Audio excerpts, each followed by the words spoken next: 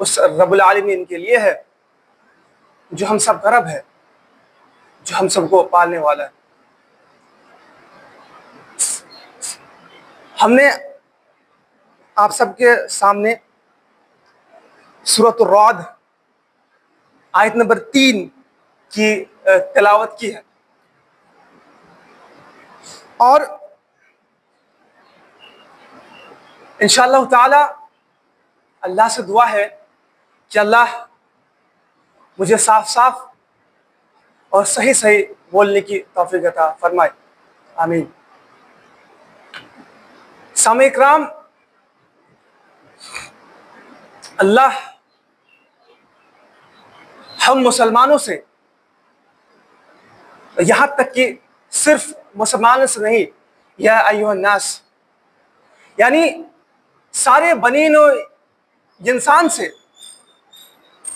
ایک چیز مانگتا ہے۔ وہ کیا ہے؟ وہ یہ ہے کہ ہم اللہ کی ہی عبادت کریں، اور جیسا کہ اللہ فرماتا ہے کہ ہم نے جن اور انسانوں کو اپنی ہی بندگی کے لیے پیدا کیا۔ لیکن اصل بات کیا ہے کہ ہم اللہ کی عبادت کیوں کریں گے؟ ہم اپنے اللہ کو، اپنے رب کو کیسے پہچانیں گے؟ اس چیز کے لیے قرآن ہر پیج میں، ہر صفحے میں، ہر سورہ میں انسانوں کو یہ سوچنے کے لیے مجبور کرتا ہے کہ تم اللہ کو کیوں مانو گے۔ اس کا ایک یہاں پر یہ ہے، کیا ہے؟ اللہ فرماتا ہے، اور اسی نے زمین کو پھیلا کر بچھا دیا ہے، اور اس میں پہاڑ اور نہریں پیدا کر دی ہیں، اور اس میں ہر قسم کے پھلوں کے جوڑے دوہرے پیدا کیے ہیں، اور وہ رات دن کو چھپا دیتا ہے۔ یہ یقیناً غور فکر کرنے والوں کے لیے اس میں بہت سی نشانیاں ہیں۔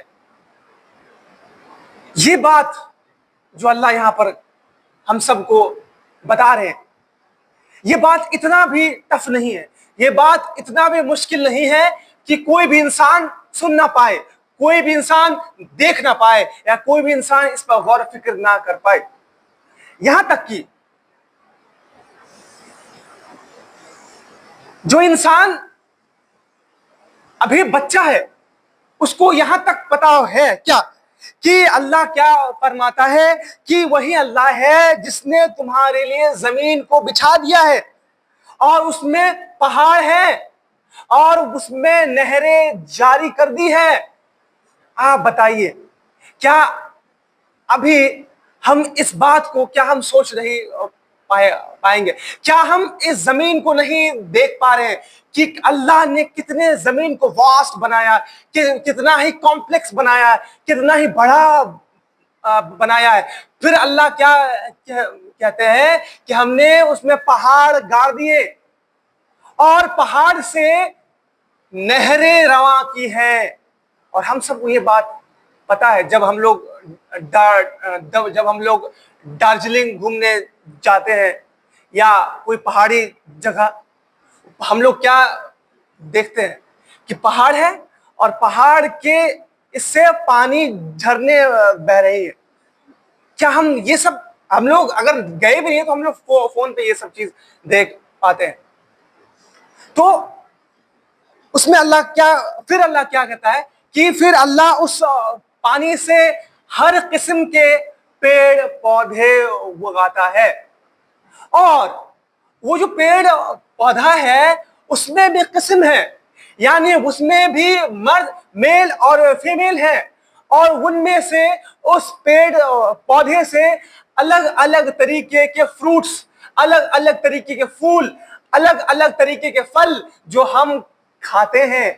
خاص طور پر جب رمضان کا مہینہ ہوتا ہے، تب ہمیں اصل میں پتہ چلتا ہے کہ پھل جو ہم لوگ کھاتے ہیں ان کا ویلیو کیا ہے، اور اصل جو جیسے ابھی ٹائم ہے اتنا گرمی کا، تو ہم سب سے زیادہ پریفر کرتے ہیں کہ ہم افطار میں تربوز کھائیں، اور ہم کیا بولتے ہیں اس کو،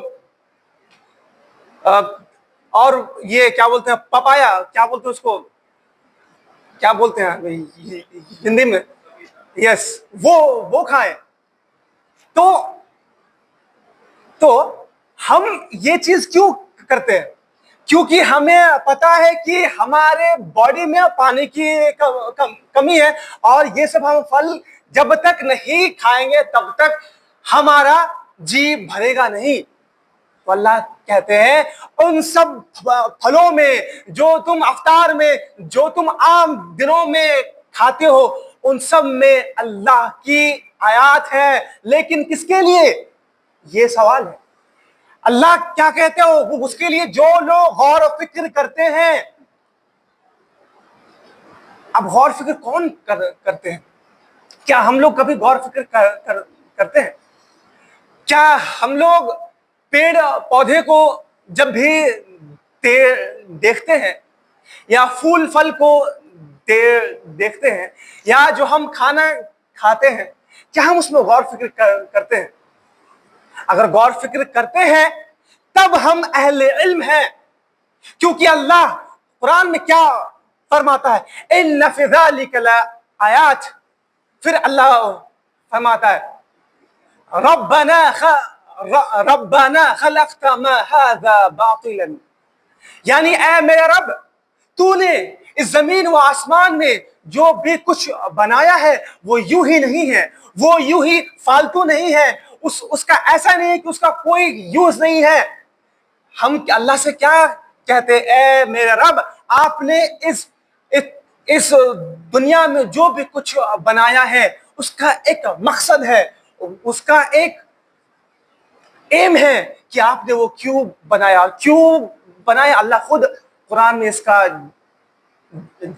جواب دیتا ہے. اللہ کہتا ہے کہ ہم نے یہ زمین و آسمان میں سب کچھ بنائے ہیں تاکہ انسان اس کا شکر گزاری کرے، اور انسان غور و فکر کرے کہ اللہ نے ہر چیز، چاہے وہ زمین و آسمان، پہاڑ، پانی اور پودا، جو کچھ ہے وہ سب چیز میں انسان غور و فکر کرے. تو ہم لوگ اہل علم ہے. اللہ قرآن میں ہم سب کو اہل علم کہتا ہے، اور اہل علم صرف اللہ کے نعمتوں کو صرف یوز نہیں کرتا، اللہ نے جو بھی نعمت دیا ہے اس پر غور فکر کرتا ہے. اور اہل علم مجبور ہو جاتا ہے کہ وہ اس بات کو تسلیم کرے، اس بات کو ماننے پر آمدہ ہو جائے کہ ہاں میرا رب وہ ہے جو ہم سب کو بنایا ہے، اور صرف یوں ہی نہیں بنایا ہے، ہمارے یوز کے لیے، ہمارے زندگی کو آسان کرنے کے لیے ہر ایک چیز مہیا کیا ہے جو ہم انسانوں کو چاہیے. پھر اللہ کیا فرماتا ہے؟ اور زمین میں مختلف ٹکڑے ایک دوسرے سے لگاتے ہیں، اور انگوروں کے باغات ہیں اور کھیت ہیں، اور کھجوروں کے درخت ہیں شاخ دار، اور بعض تو ایسے ہیں جو بے شاخ ہیں. سب ایک ہی پانی پلاتے جاتے ہیں، پھر بھی ہم کو ایک دوسرے پر پھلوں پہ برتری دیتے ہیں. یقیناً اس میں عقل مندوں کے لیے بہت سی نشانیاں ہیں. اللہ کیا فرماتا ہے کہ جو تم انگور کے باغات کھاتے ہو، جو فروٹس کھاتے ہو، اس میں بھی اللہ کی نشانی ہے. اور ایک بات یہاں پر پوائنٹ کرنے کی بات ہے، اللہ جب بھی قرآن میں یہ فرماتا ہے کہ اللہ ہمیں جنت میں پیڑ اور پودے اور الگ الگ قسم کے پھل دے گا، اس میں آم ہوں گے، اس میں انار ہوں گے، اس میں بہت قسم کے کیا بولتے ہیں انگور ہوں گے. تو اللہ یہ سب بات کیوں کہتا ہے؟ اسی لیے کیونکہ یہ دنیا جو ہے اس جنت کا پریویو ہے، اس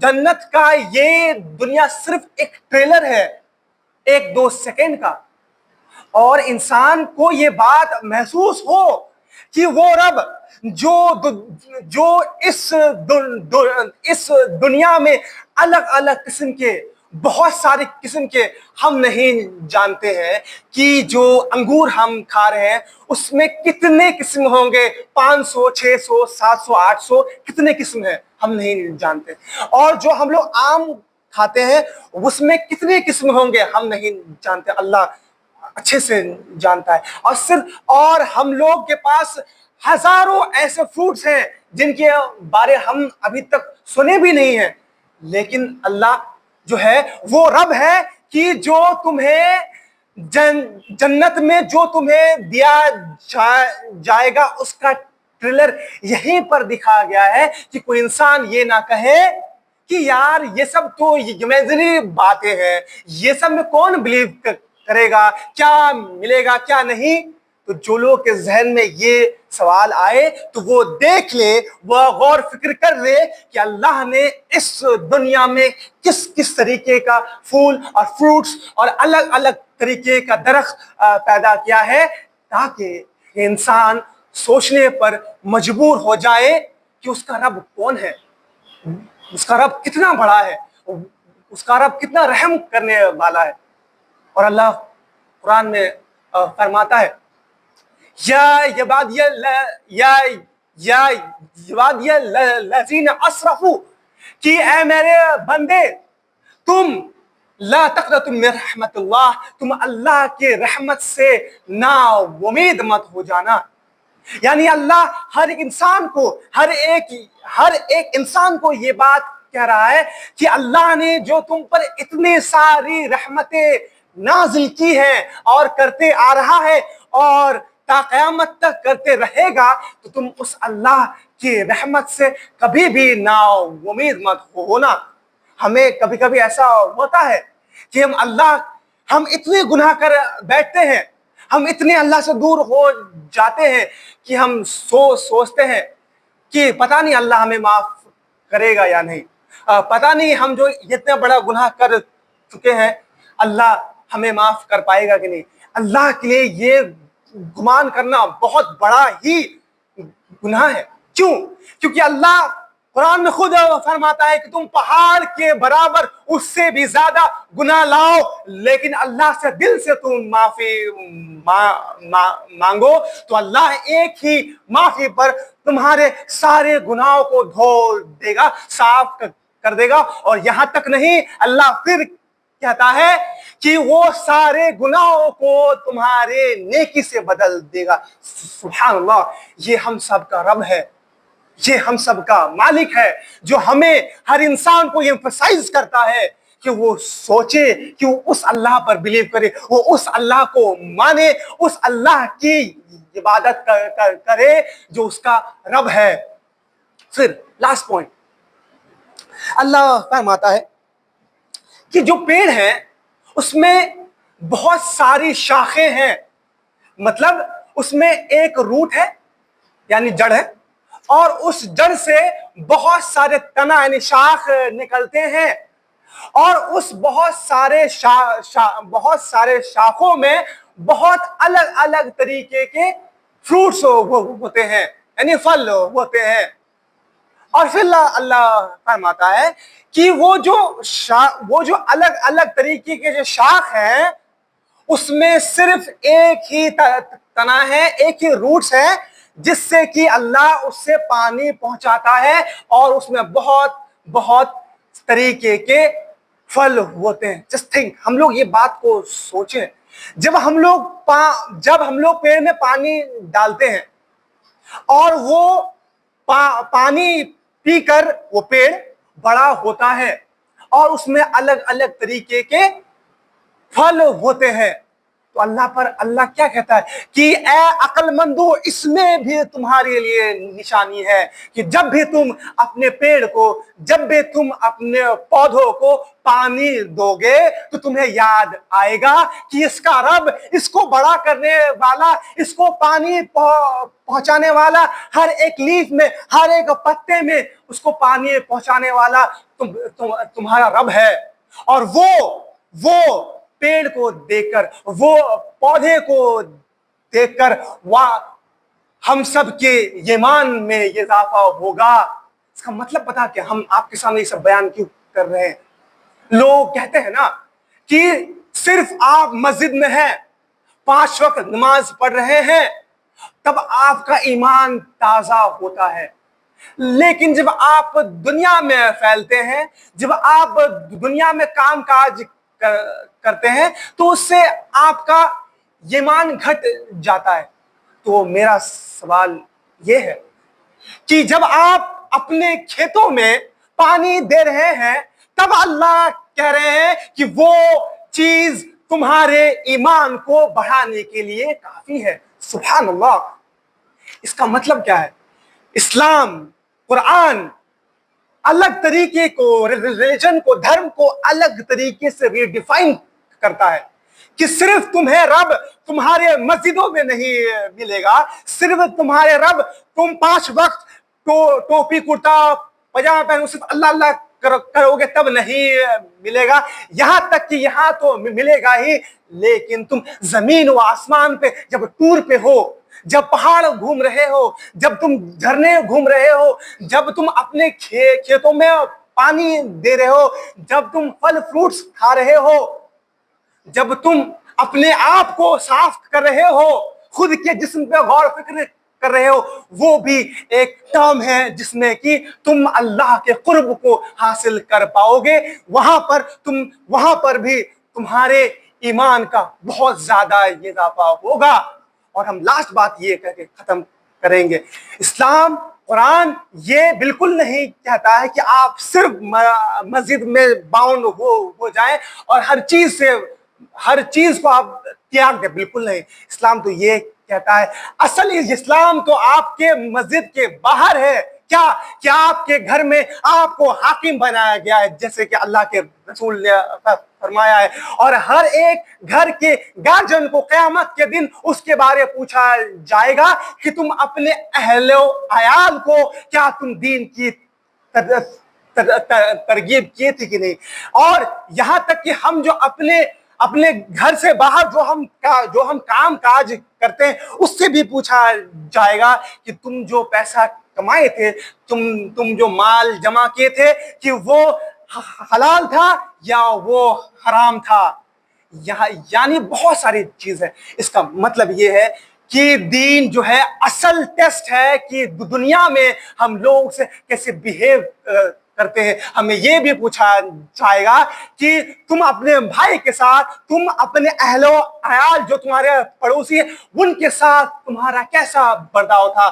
یہاں تک کہ بہت ساری چیز ہمیں پوچھا جائے گا، اور وہ ساری چیز جو ہے دنیا کے کیٹیگری میں آتا ہے۔ دیٹ مینس کہ ہمیں اپنے آخرت کو صحیح کرنے کے لیے دنیا کو بھی صحیح کرنا پڑے گا، ورنہ قیامت دن ہمیں بہت زیادہ ہی بے عزتی کا سامنا کرنا پڑے گا۔